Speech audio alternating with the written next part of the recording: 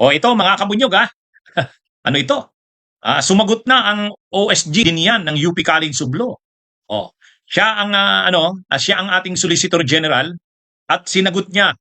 Nagbigay siya ng comment doon sa motion ni Bato de la Rosa sa Supreme Court. O, alam naman natin na si Bato de la Rosa ay may motion sa Korte Suprema. Sa katunayan, hinihiling ni Bato de la Rosa sa petition niya sa Korte Suprema na siya ay ang hinihiling ni Bato de la Rosa, siya ay mabigyan ng TRO, Temporary Restraining Order. Ang ibig sabihin mga kabunyog, mga kababayan, hinihiling ni Bato sa Korte Suprema na ipatigil ang plano ng gobyerno na arestuhin siya dahil dun sa arrest warrant ng ICC. Yun ang pinipigilan ni Bato.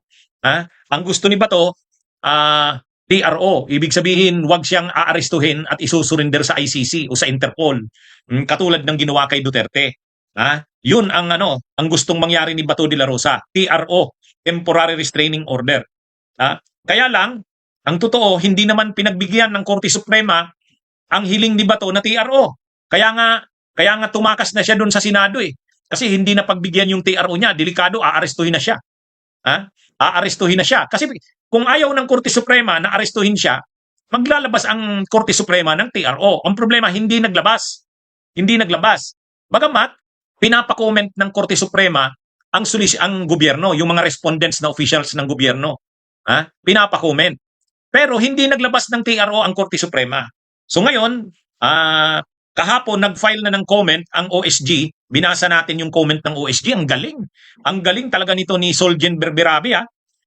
Napakatindi ng argumento niya. Sa tingin ko, durog yung motion ni Bato. Durog yung motion ni Bato, nabigyan siya ng yung petition ni Bato, nabigyan ng TRO. Wala na talaga yun. Lalo na ngayon na tumakas pa siya sa Senado. Sabi nga ng isang batikang abogado, si Attorney Makalintal, wala na. Moot and academic na yung kanyang kahilingan na TRO kasi tumakas na siya sa Senado. Ano pa naman yung i-restrain? Ano pa naman yung i-restrain ng Korte Suprema? Kaya sabi ni Attorney Makalintal, yung pagtakas ni Bato sa sa Senado, mas nakapag ng kanyang petition. Hindi ito nakatulong, lalong hindi niya igagrant ng Korte Suprema yung TRO niya na rini-request. Pag-usapan muna natin, mga kabunyog. Noon kasing nakaraang araw, alam naman natin ang nangyari, nung nakaraang araw, hindi pinagbigyan.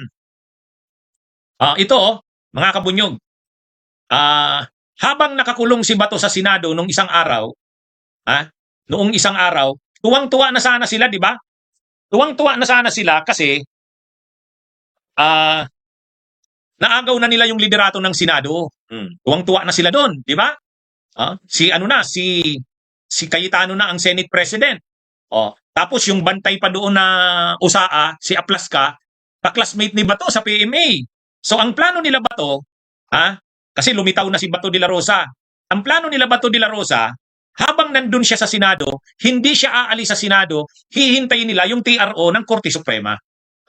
Di ba? Yan yung plano. Nag-appear na si Bato, pag-appear ni Bato, yung plano nila na mapalitan ang liderato, na accomplish nila, Senate President na si Cayetano, pagkatapos yung bantay ng USAA, yung head ng USAA, yung Sergeant at Arms, pinapalitan kaagad nila. Pinilit nilang mag-resign yung retired General Samonte. Pinalit nila itong si Mau Aplasca bilang USAA. Okay na.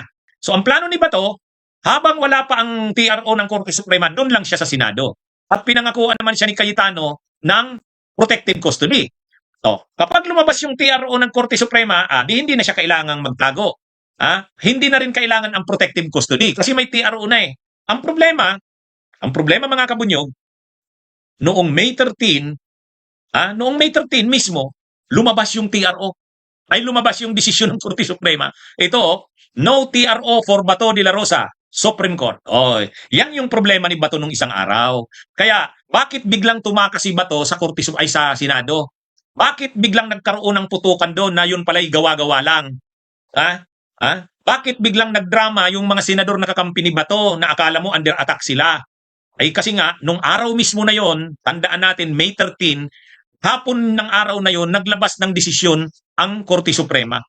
Ang desisyon ng Korte Suprema, walang nilabas na TRO. Ayan no TRO for Bato de la Rosa. Yan ang naging desisyon ng Supreme Court. So ibig sabihin, kung walang TRO ang Korte Suprema, pwede na ngayong arestuhin si Bato. Kasi wala namang TRO eh. 'Di ba? Walang TRO eh. So, pag walang TRO, pwede ano ba? Ibig sabihin hindi pwedeng arestuhin si Bato? Pwede. Pwede kasi kung nakikita ng Korte Suprema na dapat protektahan si Bato, di dapat maglalabas siya ng TRO. Pero hindi naglabas. Kaya nung araw na yon ng Pitsa 13 ng Mayo, kaya makikita nyo bakit ang bilis-bilis ng pangyayari. Nag-appear si Bato May 11. Napalitan yung liderato ng Senado. Tapos nung May 13, bigla nakatumakas si Bato nung madaling araw matapos yung gawa-gawang putukan. Bakit nangyari yon? Kasi nung mismong araw din na yon, naglabas ng desisyon ang Korte Suprema, hindi grinant yung TRO petition ni Bato. Kumbaga, yun yung ano eh. Ibig sabihin, kung hindi nag-grant yung TRO niya, pwedeng mag-action ngayon ang gobyerno. Kasi wala nga, hindi nga pinipigil ng Korte Suprema eh, di ba? Ngayon, alam nila Bato yan, alam nila Cayetano yan, na hindi na nila mapipigilan ang NBI. Hindi na nila mapipigilan ang NBI. Kaya siguro, nung nakita nilang pumosisyon na doon sa GSIS building at nagbabantayan na sila, baka tumakas si Bato, kaagad-agad, nangyari na yung gawa-gawang putukan umano. Pagkatapos ng putukan umano na yon, kinaumagahan, tumakas na si Bato. Bakit tumakas si Bato? Ay wala ngang TRO eh. Delikado ang kalagayan niya doon sa Senado. Wala namang magbabawal sa gobyerno, sa NBI, na lusubin ang Senado eh. Sinong magbabawal? Si Cayetano? Sino siya? Di ba? Wala namang TRO ang Korte Suprema. Kaya ang naging ano talaga mga kabunyog nung nangyari nung isang araw, yung hindi paglabas ng Korte Suprema ng TRO. Mabigat kay Bato yon, di ba? Biglang nagkanta si Bato nung PMA hymn eh. Ibig sabihin, signal na yon, naaalis na siya doon. Tapos biglang nagkagulo na nung gabi. Pilit nilang pinapaniwala na under attack ang Senado kahit hindi naman. Pagkatapos nung kaguluhan, tinakas na si Bato ni Ruben Padilla. Di ba? Bakit tumakas si Bato? Wala eh, laglabas nga ng desisyon ng Korte Suprema at ang desisyon ng Korte Suprema, walang TRO. Pero kung naglabas ng desisyon ng Korte Suprema, binigyan ng TRO si Bato, mag-a-attend na yan sa session at maglalabas-pasok na yan sa Senado. Kasi hindi na siya pwedeng arestuhin kasi may TRO eh. Yan yung naging problema nila mga kabunyog. Sa katunayan, yung desisyon na yan ng Korte Suprema na hindi naglabas ng TRO, ang ibig sabihin yan, wala talaga yung argumento ng mga DDS. Ay di ba yung laging ina-argumento ng mga DDS? Dapat hindi pwedeng arestuhin, hindi pwedeng isurrender sa Interpol para dalhin sa ICC. Unconstitutional yan at illegal. Naalala nyo si Duterte, nang inaresto si Duterte noong 2025, March 11 ba yun? Inaresto si Duterte, nag-apply din sila ng TRO sa Korte Suprema para pigilan na huwag makaalis yung eroplano. Nagbigay ba ang Korte Suprema ng TRO? Hindi. Bakit? Kasi ang tingin ng Korte Suprema, hindi naman nila ang pag-aresto, pag-surrender sa Interpol at pagdala sa ICC, kapangyarihan yan ng executive. Hindi naman yan pwedeng pakialaman ng Supreme Court o ng Hudikatura kapag wala namang grave abuse of discretion. Yan yung nangyari. Dito na naman kay Bato, gusto na naman nila pigilan ang NBI, pigilan ang gobyerno na arestuhin si Bato. Kaya humihingi sila ng TRO sa Korte Suprema. Ang problema, hindi nagbigay ng TRO ang Korte Suprema at nilabas ng Korte Suprema ang desisyon May 13. Kaya nung mismong araw din na yon, tumakas na si Bato. Alam na natin kung bakit. Kasi nga, walang TRO.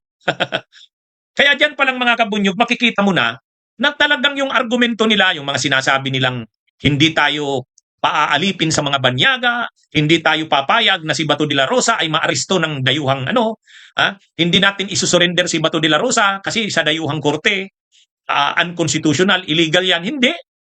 Ang Korte Suprema, hindi tiningnan yan ng mga argumento na yan. Kasi kung totoo yung argumento na yun, matibay yun, kaagad-agad maglalabas ang Korte Suprema ng TRO. Hindi yun. Kaya walang TRO. Pero ang ginawa ng Korte Suprema, inorderan ang gobyerno, yung mga respondents na officials ng gobyerno na mag-comment. Yun lang ang ginawa. Mag-comment kayo sa petition or sa motion ni Bato.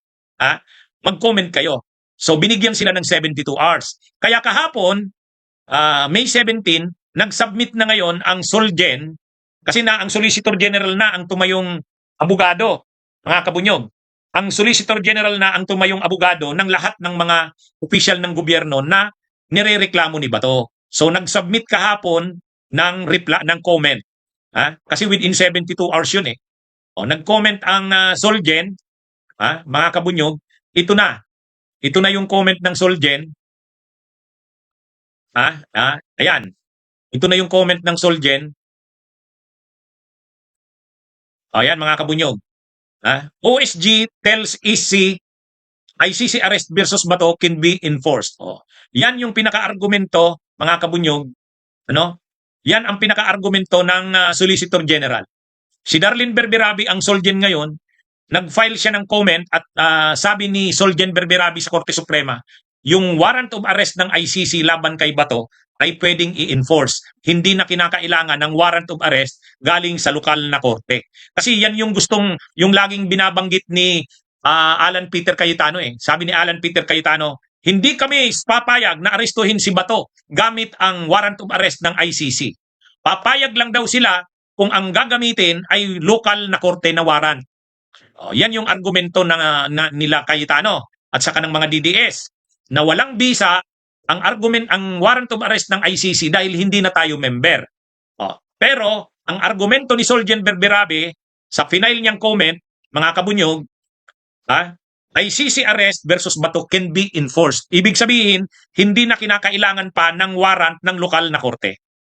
Yan yung argumento ni Solgen Berberabe. Actually, napakatindi ng ito mga kabunyog tingnan nyo. Republic of the Philippines, Supreme Court Manila, Anbang, Rodrigo Roa Duterte and Senator Ronald Bato de la Rosa petitioners versus Honorable Lucas Bersamin in his capacity as Executive Secretary et al. Actually, marami pa yan. GR number 278747. Comment. Ito yung comment ni kumbaga lahat na ng officials ng gobyerno na inimplead, binanggit ni Bato ay nag-comment na ang Solgen, isahan na lang na comment. Ito na yon. May magandang binanggit dito. Ang ganda mga kabunyog, basahin ko sa inyo. Basahin ko sa inyo itong ito. Ito Sabi dito ni Solgen Berberabe. Yan matindi ito Prefatory statement. If someone fights back, they will die.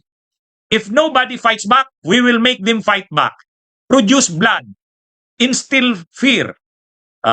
Yan ang sinabi ni Senator Ronald Bato de la Rosa. Kumbaga, yan yung yan yung unang statement kaagad na kinote ng Solicitor General. Kumbaga, si Solgen Berberabi yun kaagad yung kinote yung sinabi ni Bato. Na kapag nanlaban, patayin. Kapag hindi nanlaban, gawa ng paraan na manlaban sila. Mag-produce kayo ng dugo. Maghasik kayo ng takot. Yun yung mga statement ni Bato de la Rosa. So, kumbaga, yung sinabi na yan ni Bato de la Rosa, yan ang ginamit na sa opening statement niyang Solicitor General. Kaya sabi ni Solgen Berberabe, yan ang mga sinabi ni Bato de la Rosa nang siya pa ang nagpatupad ng tukhang nung panahon ng Duterte administration. At ngayon may kaso siya sa ICC sa Crimes Against Humanity. Hindi tayo dapat wag natin siyang protektahan, sabi ni Solgen Berberabe. Yan ay pananagutan natin sa international community kasi crimes against humanity yan. So wag nating protektahan ang powerful dahil senador siya, dahil dating PNP chief siya, poprotektahan natin? Hindi. Yun. Kaya magaling yung argumento ni Solgen Berberabe, mga kabunyog. Sa closing yung closing statement o prayer, sabi dito, accordingly, ito yung hinihiling ni Solgen Berberabe.